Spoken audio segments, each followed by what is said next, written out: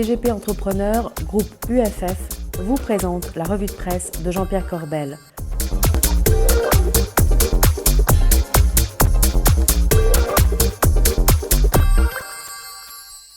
Bonjour, c'est mardi et c'est la revue de presse avec Jean-Pierre Corbel. Jean-Pierre, bonjour. Bogdan, on est content que vous soyez revenu de Grèce. Est-ce que vous avez défilé, vous, avec les pompons? Mais non, je vous l'ai déjà dit, je suis sur une île, moi. Je suis sur une île. Vous en avez des pompons quand même? Non, pas sur l'île, c'est interdit. D'accord. Allez, pour commencer cette revue, donc puisque vous êtes revenu, le Petit Journal, la semaine dernière, recevait le très caustique président de la Cour des comptes, c'est Didier Migaud. Souvenez-vous, il était député socialiste et aujourd'hui, il surveille les comptes de la nation.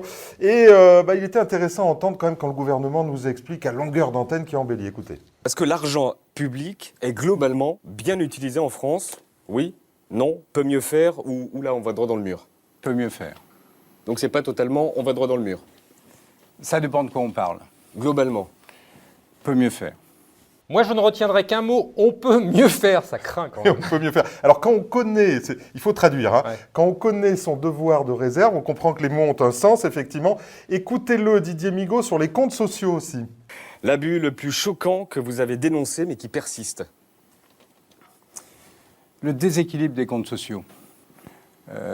Pourquoi? Parce que ce sont des dépenses courantes qu'il est anormal de financer par emprunt, parce qu'il est normal que nos générations puissent financer leurs dépenses d'assurance maladie, leurs visites chez le médecin. C'est pas normal de le faire financer Vous l'avez dénoncé par quand? emprunt. On le dénonce déjà depuis plusieurs années. Ouais, on a vraiment l'impression de se répéter. Hein. Oui, et puis alors, quant à son optimisme quant à l'avenir, et on conclura là-dessus sur cette partie, écoutez-le enfin, il parle de l'avenir. Le gaspillage pointé du doigt, l'alerte de la Cour des comptes, dette, déficit, le constat accablant, c'est jamais des bonnes nouvelles. Est-ce que vous pouvez nous promettre qu'un jour, la une d'un journal, ce sera « chouette, on fait des bénéfices », un truc dans ce genre? Je crains de ne plus être premier président de la Cour des comptes. Maintenant. Et pourtant, Jean-Pierre, il y a de la croissance en France. Eh bien oui, alors regardez cet article. Tout le monde le dit. Et oui, regardez cet article dans la Tribune. La Commission européenne affiche une prévision pour la France de 1,1%, quand la France elle-même prévoyait pour 2015 1%. Elle valide donc la prévision du gouvernement. Et puis, pour le déficit, on passerait à 3,8 du PIB. Alors 3,8, ça paraît pas beaucoup, il faut pas rire quand même, c'est quand même énorme. On sait que les planètes sont alignées, hein, vous savez, les taux, l'euro, le pétrole. Pas dire d'envie un grec. Exactement, ça ne durera peut-être pas, c'est ça le sujet. Est-ce que ça va durer? En tout cas, 1% de croissance, ça ne suffit pas du tout vis-à-vis des enjeux, ça ne permet pas de relancer le chômage et l'économie. Donc, ce qui est intéressant, ça va être la suite et les enjeux. Donc. Avec vous, Jean-Pierre, l'inconvénient, c'est qu'il y a toujours des mais. Et oui, parce que le risque, on le sait bien, c'est que les politiques se reposent sur cette embellie, toute petite, je l'ai dit, pour ne rien faire. Par exemple, en matière de retraite, on sait que c'est la cata. Regardez cet article dans Capital. Les partenaires sociaux négocient pour combler le déficit de la GIRC et de l'ARCO. Quelles que soient les réformes, il faudra s'attendre à une baisse des pensions ou à travailler plus longtemps. En effet, la GIRC est mal en point, on le sait, a affiché un trou de près de 2 milliards d'euros en 2014, 1,2 milliard pour l'ARCO. Autant dire que le gel des pensions décidé cette année ne suffira pas, loin de là. Mais aucune réforme, Bogdan, n'est prévue pour la fonction publique, vous le savez. Et donc c'est la moitié de la population, si on prend les collectivités locales, etc. Et ça, est-ce qu'il faudra attendre une tragédie grecque, une crise grecque, pour essayer de réformer un peu la France? C'est ma question.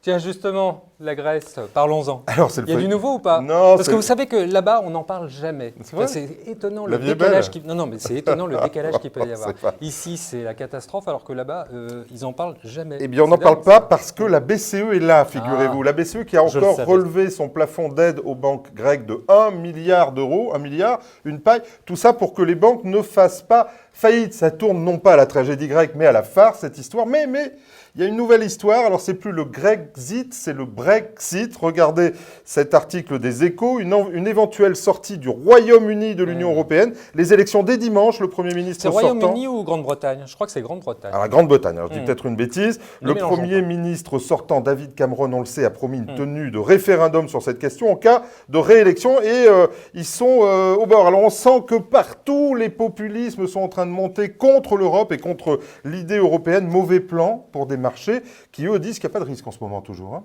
Alors Jean-Pierre, il y a aussi une émission sur Canal qui vous a bien plu. Ah oui, j'aurais voulu faire une spéciale revue Ouais. que sur cette émission. Ah. Alors on commence par ça.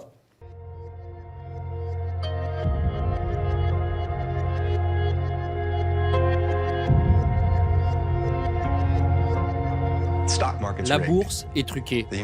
La bourse américaine, la bourse la plus emblématique du capitalisme mondial est truquée. Et tout ça est fait par des ordinateurs? Oui, par des ordinateurs. Ça va beaucoup trop vite pour l'homme. Les humains ont été supprimés des marchés. Qui sont les victimes? Tous ceux qui ont des actions en bourse. Alors déjà, le titre est bon, les nouveaux loups de Wall Street. Et oui, les nouveaux loups. Alors, qui sont-ils? On l'a compris, on parle du trading haute fréquence. Bogdan, un conseil, regardez cette émission en replay pour bien comprendre dans quel monde on vit et surtout à quelle vitesse, parce que le sujet, c'est la vitesse, regardez.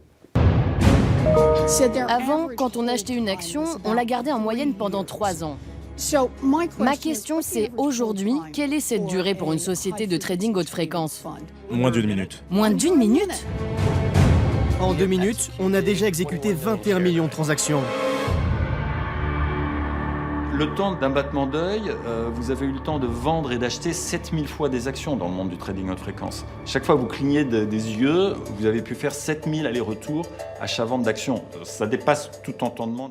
Un battement de cils, 7000 On y va? ordres passés. Allez-y, battez des 7000, cils. 14 000, 21 000, etc., wow, etc. C'est n'importe quoi. Bon, quand même, ces gens-là, ils perdent de l'argent. Ils en gagnent, mais ils en perdent aussi, non? Eh bien non, le problème, c'est qu'ils ne perdent pas. Ça, c'est le vrai sujet. Les traders haute fréquence les plus organisés ne perdent pas parce qu'ils passent devant vous. En fait, ils vont plus vite que vous, ils connaissent vos ordres et hop, ils passent devant, ils en profitent pour prendre leur dîme Comme au au bon vieux passage. temps à la bourse. Mais oui, mais sauf que là, c'est de la triche à très grande échelle, mais c'est de la triche légale parce que la loi, elle, ne va pas non plus assez vite pour comprendre la technologie. Donc, pas de problème légal sur cette histoire. Écoutez sur le sujet, parce que la technologie, quand même, ça pose un vrai problème, la très sérieuse commission du Sénat aux USA. Une société de trading haute fréquence, Virtue, a divulgué qu'en 1238 jours de trading, elle avait gagné de l'argent 1237 fois. Ce qui signifie qu'en presque 5 ans de spéculation, l'entreprise a fini gagnante tous les soirs, à part une fois. C'est pas ça la bourse. Les traders haute fréquence font de l'argent non pas en prenant des risques, mais bien en ponctionnant une petite somme aux investisseurs, des millions de fois par jour. Et on ponctionne comme ça des millions oui, c'est fou. d'épargnants. Un peu battement de cils. C'est dingue. Heureusement, en France, ça ne peut pas arriver parce que nous avons l'AMF. Et oui, on a la cavalerie. Alors justement, dans l'émission, ils ont retrouvé l'homme à l'AMF qui s'occupe du trading haute fréquence. Écoutez-le, c'est consternant. Donc là, vous avez un trader haute fréquence qui, sur un titre du CAC 40, lors d'une séance de négociation de ce titre, a annulé 114 600 fois ses ordres pendant donc une journée de négociation. Ça peut vous paraître idiot, mais il y a beaucoup de régulateurs qui bossent avec Excel. Avec le logiciel Excel. Voilà. Et Excel, c'est limité à 1 million de lignes. Alors quand vous avez un trader haute fréquence qui passe 1 million d'ordres par jour, donc quand vous avez rempli une journée de bourse, Excel, il est saturé. Donc vous, déjà... Bon, et alors si je comprends bien, c'est un problème d'Excel. Moi, je ne savais pas que Excel, c'était... Oui, mais alors moi, Excel, 10 lignes, ça me suffit, mais là, 1 million de lignes, vous voyez, ça ne suffit pas du tout à s'en sortir, donc c'est un vrai sujet. En tout cas, regardez l'émission. Moi, je vous le conseille parce que ça nous permet de comprendre, dans quel monde on vit. Effectivement, il y a des sociétés d'ingénierie qui tirent des lignes haute fréquence qui vont de Francfort à Londres. Incroyable. Tout ça, pour aller plus vite que vous, ça coûte des centaines de millions d'euros. Donc, effectivement, ça permet d'aller plus vite que les boursiers traditionnels. Et cet investissement n'est pas pour rien. Et pour conclure sur l'émission, vraiment, regardez-la. Mais la conclusion, on la laisse à Gérard Ramex, le président de l'AMF. Écoutez-le. Ah oui, c'est assez inquiétant. Et est-ce qu'il y a un risque de perte de confiance des investisseurs? Les grands gérants actions, et pas seulement en France, sont très négatifs, à ma connaissance, à l'égard du trading haute fréquence. Il y a ces grands fonds dont vous venez de parler, et personne ne pleurera sur leur sort. Personne ne pleurera sur leur sort, sauf vous et moi, si on a mis notre argent dans un de ces fonds. Parce qu'en fait, ils ne gèrent pas leur argent. Ils gèrent l'argent de tout le monde. Donc si vous avez de l'assurance vie avec des unités de compte, eh bien, votre performance sera un peu moindre parce que l'exécution des ordres aura été un peu moins bonne.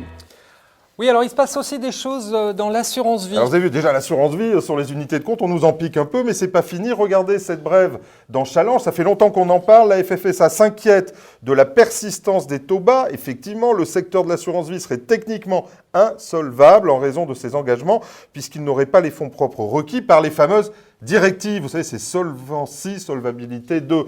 Alors, un patron un président de compagnie d'assurance me dit récemment, effectivement, si on vient aujourd'hui regarder ce qu'il en est, il faut demander de très grosses augmentations de capital pour couvrir. La Grèce à côté, c'est un gros Oui, c'est un vrai sujet. Hein. Et le problème, à qui on va demander ces augmentations de capital? Aux actionnaires des compagnies d'assurance. Les actionnaires sont les banques. Enfin, on revient dans la même histoire. C'est chaud, Bogdan. Déjà, c'est très drôle, mais je vais vous laisser finir par un petit mot pour réagir. Allez, on a commencé par Didier Migaud, vous vous souvenez? Allez, on va revenir sur lui. Sa bête noire, c'est souvent le Sénat. On trouve qu'on dépense beaucoup trop d'argent au Sénat. Et figurez-vous, on a retrouvé dans l'émission une sénatrice qui a accepté de parler de son train de vie. Regardez. Un sénateur, ça gagne combien?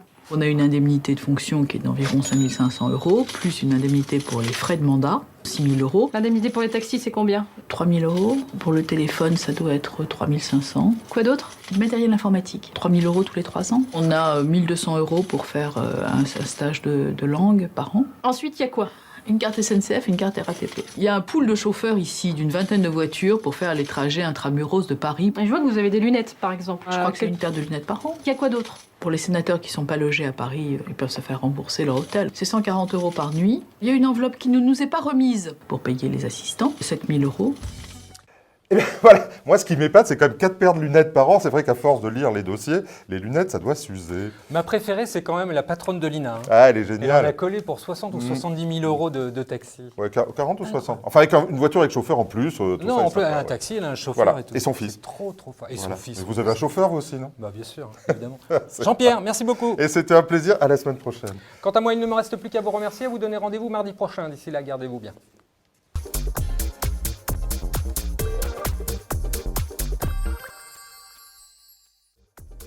Ce programme vous a été présenté par CGP Entrepreneur, groupe UFF.